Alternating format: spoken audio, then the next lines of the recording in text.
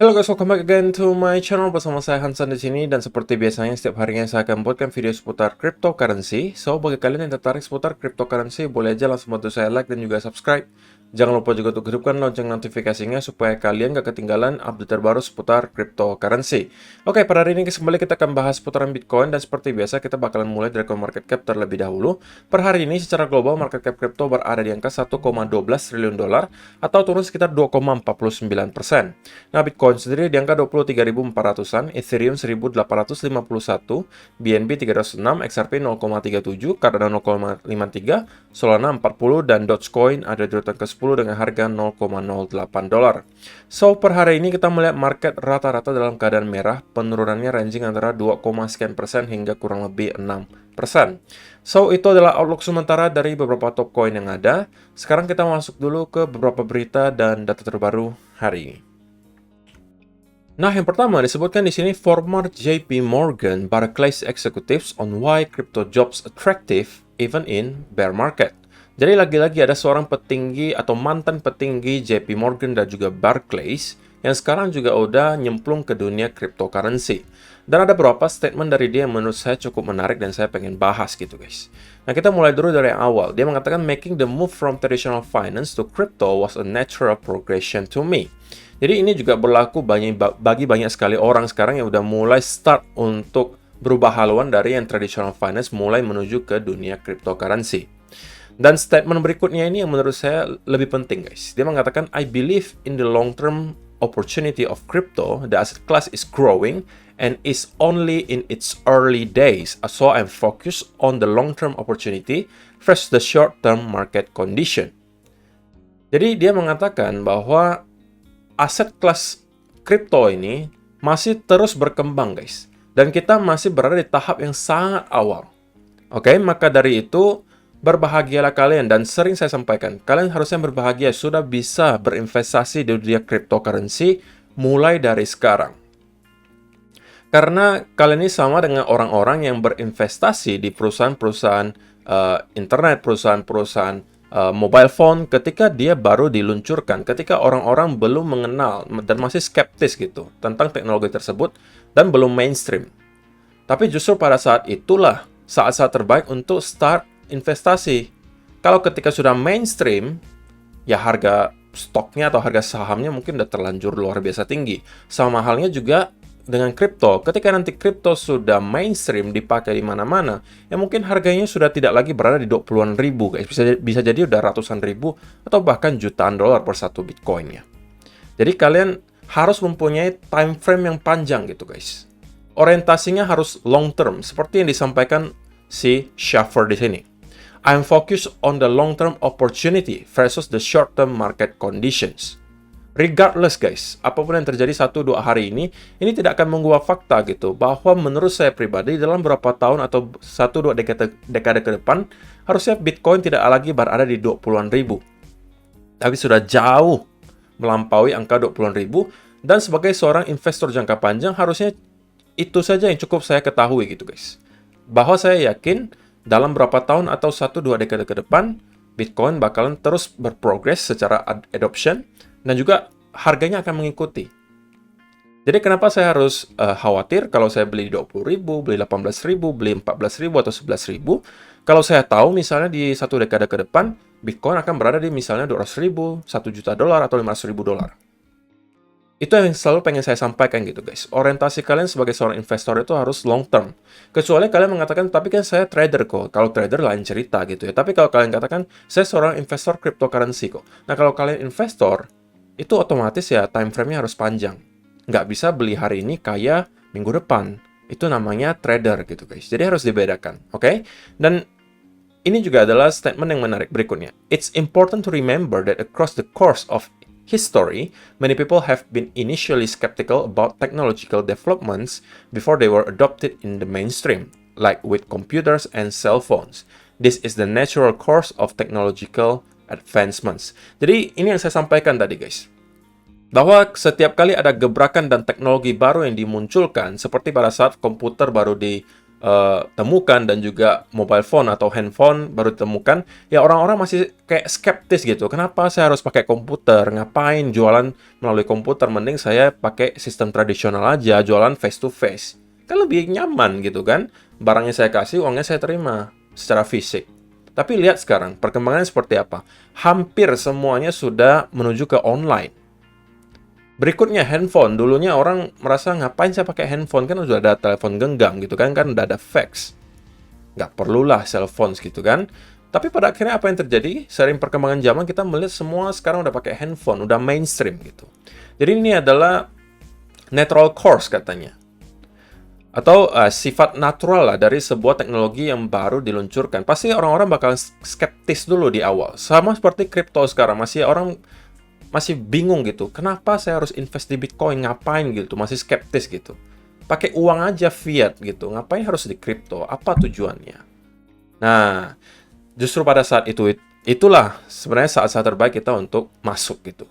Dan ya sekali lagi, kalian-kalian yang sudah mulai investasi dari sekarang, harusnya gitu ya, sudah masuk salah satu orang-orang yang berinvestasi ketika cryptocurrency belum mainstream.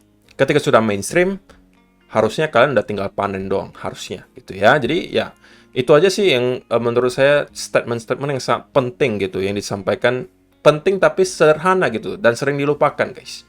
Dan ini mudah-mudahan bisa mengingatkan kalian lagi gitu, refreshing lagi, bahwa kalian sekarang ini berada di tahap-tahap awal adopsi cryptocurrency. Oke? Jadi itu adalah yang pertama. Nah, yang kedua, ini adalah sedikit banyak mungkin penyebab kenapa kita melihat market dari semalam hingga hari ini start untuk mendapatkan drop. Karena ada FOMC minutes tadi dini hari, dan sedikit banyak pada intinya yang disampaikan adalah the Fed masih melihat mereka akan terus menaikkan suku bunga. Jadi pada intinya bulan September, kemungkinan suku bunganya masih akan terus dinaikkan. Cuman naiknya seberapa itu masih data dependent. Alias tergantung nanti data yang muncul seperti apa, mereka akan analisa lalu akan tentukan apa yang harus mereka lakukan di Fed Interest Rate Decision bulan September. Jadi ini sedikit banyak mungkin membuat sebagian investor kecewa ya. Kan mungkin udah sebagian orang merasa gitu ya, banyak yang udah expect harusnya The Fed nggak bakalan naikkan suku bunga lagi nih di bulan September. Atau bahkan bisa cut rates. Pada kenyataannya sepertinya The Fed belum melihat hal tersebut terjadi guys. Mereka mengatakan mereka masih akan terus melakukan kenaikan suku bunga. Dan kalaupun dirasa kenaikan suku bunga itu sudah cukup, mereka tidak akan cut rates-nya. Tidak akan menurunkan rates-nya, tapi akan stay di rates tersebut. Anggap saja misalnya nih, mereka udah naikkan sampai 3,5 atau 4% interest rate-nya. Nah, kalau misalnya dirasa sudah cukup, mereka tidak akan mengurangi dan tidak akan cut rates-nya. Tapi akan stagnan di sana terlebih dahulu sampai mereka memang melihat sudah ada progres yang sangat signifikan di data CPI atau inflasi dan sudah menuju ke target mereka yang 2% itu. Tapi sebelum hal tersebut terjadi, mereka atau The Fed mengatakan mereka belum bisa melihat atau belum bisa memastikan bahwa kapan mereka akan start untuk lebih dovish, alias lebih calm down gitu guys, nggak menaikkan suku bunga lagi dan tidak lagi terlalu agresif. Dan itu sedikit banyak penyebab menurut saya market hari ini sedikit drop gitu ya, karena kecewa gitu. Ekspektasi mereka yang mengatakan bahwa The Fed harusnya tidak bisa lagi menaikkan suku bunga itu ternyata salah. Dan The Fed mengatakan bahwa mereka masih akan tetap melakukan hal tersebut. Cuma pertanyaannya adalah nanti mereka bakalan naikkan berapa gitu. Antara 0,25, 0,5%, atau bisa jadi 0,75 lagi. Ya, kita mungkin baru bisa ketahui jawabannya nanti di bulan September. Oke? Dan berikutnya, ini juga adalah salah satu fractal pattern yang menarik disampaikan oleh Justin Bennett. Ini adalah perbandingan chartnya S&P 500 atau stock market US antara yang terjadi di tahun 2008 dengan yang terjadi sekarang. Menurut dia gitu ya, terjadi kesamaan yang sangat identical. Oke, dan kalau kalian perhatikan, memang secara price action ada kemiripan gitu guys. Dan kalau dihitung dari jumlah bars atau candle-nya juga, itu ada kemiripan, di mana kita mendapatkan top di sini juga top. Oke, kemudian kita mendapatkan ada semacam bull trap pertama di sini, bull trap juga. Kemudian kita drop lagi, di sini juga drop lagi, dan kita pada akhirnya membuat lagi semacam push ke atas. Kalau di tahun 2008, ini lagi-lagi adalah sebuah bull trap. Gitu ya, dan ini adalah bar ke 318 setelah all time high. Dan kali ini kita berada di 309 bar setelah all time high di sini. Oke, jadi kesamaannya ya harusnya ada gitu guys ya. Tapi pertanyaan selanjutnya, apakah kita akan mengulangi hal yang sama dengan yang terjadi di sini? Kalau misalnya iya, berarti ketika kita drop lagi di sini, kita sepertinya akan membuat lower low baru lagi. Kalau ternyata kita mengikuti persis dengan yang terjadi di tahun 2008, maka saya juga bisa expect dunia kripto harusnya akan kembali terpressure. Dan sebenarnya ini bukan hal baru ya guys. Kita udah pernah bahas S&P 500 di beberapa hari yang lalu. Kita memang melihat S&P 500 sekarang berada di area yang sangat major. Kita menemukan trendline di sini.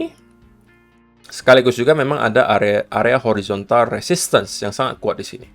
Jadi akan sangat make sense kalau kita mendapatkan semacam pullback at least gitu ya. Semacam retracement at least, atau tidak kita malah bisa langsung lagi drop dan reversal ke bawah lagi.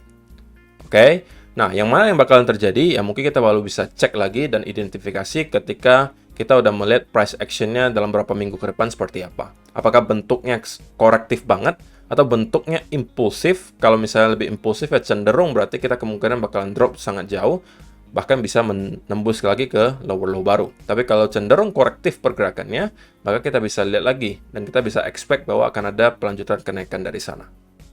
Gitu ya. Jadi ya, sebelum kita masuk ke chart guys, sekali lagi saya sudah mengumumkan pemenang-pemenang dari giveaway untuk 50-an orang pemenang di BingX kemarin yang mendapatkan trading bonus hingga Rp750.000. UID-nya sudah saya umumkan di Telegram group, jadi kalian bisa cek saja di grup Telegram yang sudah ada linknya di kolom description box di bawah. Kalian masuk, pengumumannya sudah ada di sana, kalian cek UID kalian. Kalau misalnya kalian termasuk, harusnya sudah ada bonus $50 masuk ke wallet BingX kalian. Nah, kalau misalnya kalian yang belum sempat mendaftar dan pengen mendaftar di BingX, kalian bisa menggunakan link yang ada saya sediakan di kolom description box di bawah, dan kalian berkesempatan juga untuk memenangkan berbagai reward menarik. So, itu adalah beberapa data dan berita hari ini yang pengen saya sampaikan untuk kalian. Sekarang kita masuk dulu ke chartnya Bitcoin, guys. Dan saya pengen mulai dari daily chart terlebih dahulu. Nah, kalau misalnya kalian ada nonton video saya semalam, harusnya sedikit banyak kalian sudah tahu ya outlook saya seputaran Bitcoin di daily chart. Saya sampaikan, guys, ketika kita melihat Bitcoin sudah mampu closing di bawah area yang saya highlight ini, maka sedikit banyak saya harus lebih ke arah bearish gitu guys. Karena kita berarti sudah mampu reclaim lagi area 24.200 ini sebagai area resistance. Dan kemarin kita dicoba lagi breakout ke atas, namun kemudian kembali ke reject. Oke, ini kemungkinan besar hanya untuk nge-liquid orang-orang yang short di sekitaran sini. Dan kemudian kita dibanting lagi ke bawah. Oke, jadi kalau misalnya kalian ada yang sempat short gitu ya, di sekitaran area di sini, harusnya kalian berada dalam keadaan cuan. Oke, saya sudah sampaikan saya bakalan mungkin scalping short ketika kita breakdown dari trendline di sini. Dan untuk sementara, ya ini adalah hasilnya gitu.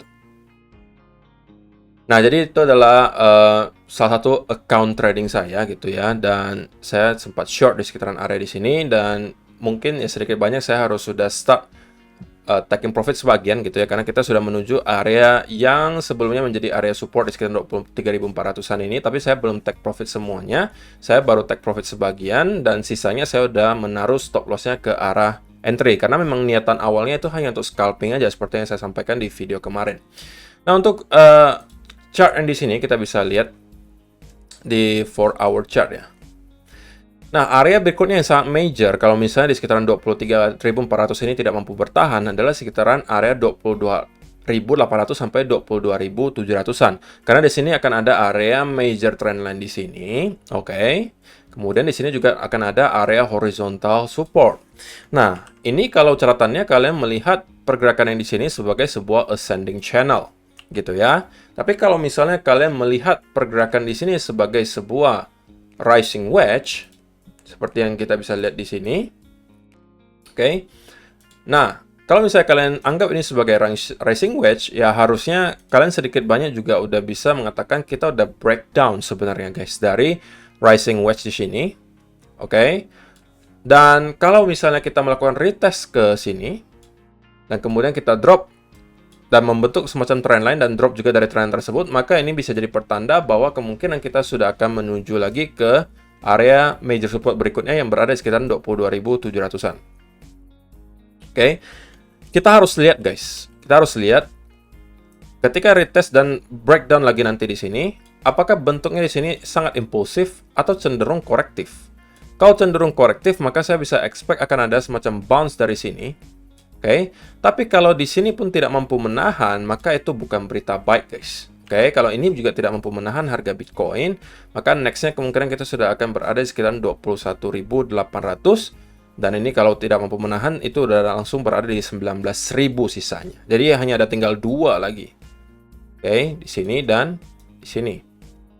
Kalau yang keduanya tidak mampu menahan, ya sudah. Kita sudah kemungkinan besar akan kembali at least menuju ke area 19.000 yang kalau kalian lihat di daily chart juga merupakan area major support gitu ya, karena sebelumnya kita selalu mencoba untuk breakdown dari area tersebut tapi tidak berhasil gitu ya, hanya ada beberapa wick ke bawah tapi kemudian kita selalu close di atas area tersebut. Jadi area 19.000 ini selalu dipertahankan oleh Bitcoin, dan kalau misalnya memang kita akan drop dan kedua area support yang tadi saya sebutkan tidak mampu menahan di sekitaran area di sini dan juga di sini, maka ya sudah, kita sudah akan menuju ke area 19.000 lagi. Nah, yang mana yang akan dituju, tentunya kita baru bisa menjawab nanti dari segi price action-nya. So, dari segi short term, apa yang bisa saya expect ya? Nah, ini adalah pendapat saya pribadi ya, guys. Yang pertama, tentunya saya tidak lagi akan mengambil posisi untuk sekarang gitu ya, karena udah ada posisi yang saya bisa maintain dari sini. Kalau ternyata kita kembali reversal dari sini, ya sudah, berarti saya close dengan keadaan break even. Tapi kalau dari segi price action-nya, saya rasa kita sekarang hanya dalam tahap konsolidasi gitu guys. Dan kemungkinan kita akan kembali nge-retest gitu ya area trendline di sini. Kita bisa melihat kita mendapatkan 2 wave di sekitaran ini di sini. Dan kemudian kita mendapatkan rejection lagi dari sini. Oke, dan kalau misalnya kita breakdown dari trend lagi, ya ini sebenarnya adalah chance lagi untuk scalping short gitu ya. Tapi kalau saya udah punya posisi dari sini, ya udah saya tinggal maintain saja posisi tersebut. Dan saya bakalan terus-menerus maintain sampai saya melihat adanya bukti bahwa bear sudah kehilangan tenaga dan sepertinya kita akan reverse. Gitu ya. Jadi untuk sementara ini yang sedikit banyak bisa saya lihat terjadi di Bitcoin. Dan selain itu juga tentunya kita juga harus consider bahwa di sini akan ada trend line yang bisa jadi juga akan kita revisit gitu ya. Jadi akan ada 2 area resistance ketika saya hapus dulu di sini guys, oke. Jadi kita tarik trend line dari sini. Nah, jadi bisa saya expect yang terjadi berikutnya adalah kita akan consolidate sedikit di sini. Kemudian baru dari sana kita akan start lagi down menuju ke minimal area 22.700-an dari sini. Oke, baru dari sana kita harus lihat lagi apakah ada bounce yang signifikan terjadi di sini. Oke, yang bisa menunjukkan bahwa bull sudah kembali masuk dan kita bisa expect akan ada terjadi bounce lagi ke atas. Ataukah pada akhirnya kita melihat bears sudah mengambil kendali dan kita melihat ada impulsif down movement, dan kalau itu yang terjadi maka kita harus cek lagi mana lagi major support berikutnya yang bisa jadi menahan harga Bitcoin. Jadi play it level by level guys. Jangan sampai kalian terlalu fokus terhadap salah satu senario, karena dengan pergerakan yang sangat zigzag seperti ini banyak sekali yang bisa kalian lihat gitu, tergantung perspektif masing-masing. Ada yang mengatakan ini adalah sebuah rising wedge, tapi ada juga yang mengatakan ini adalah sebuah ascending channel, atau ada juga yang mengatakan bahwa sekarang kita hanya berada dalam corrective move gitu ya, dari impulsive move di sini. Oke, kita hanya membuat semacam corrective pattern seperti running flat di sini. Nah, corrective pattern itu banyak guys. Oke, bisa jadi flat seperti ini. Oke, hanya membentuk rectangle saja. Bisa juga modelnya running flat, modelnya seperti ini. Oke, bisa juga expanding flat, modelnya seperti itu. Jadi banyak sekali corrective pattern yang bisa kita identifikasi gitu. Jadi tergantung perspektif masing-masing. Apapun itu, saran saya ketika market berada dalam kondisi seperti ini, kita play it level by level aja guys. Jadi ya itu aja sih saran saya gitu ya. Untuk sementara saya rasa itu aja sih yang bisa saya sampaikan guys. Pada intinya outlook saya adalah ya pada intinya selama kita berada di bawah trendline di sini gitu ya, tentunya senarionya lebih probability-nya lebih tinggi adalah bahwa kita akan melanjutkan penurunan ke bawah. Oke, nah kalau untuk titik invalidasinya di sebelah mana? Titik invalidasinya adalah kalau gitu ya kita kembali mendapatkan semacam impulsive move gitu ya, dan kembali breakout dari trend di sini sekaligus reclaim kembali di atas area trendline dari pembentukan rising wedge di sini.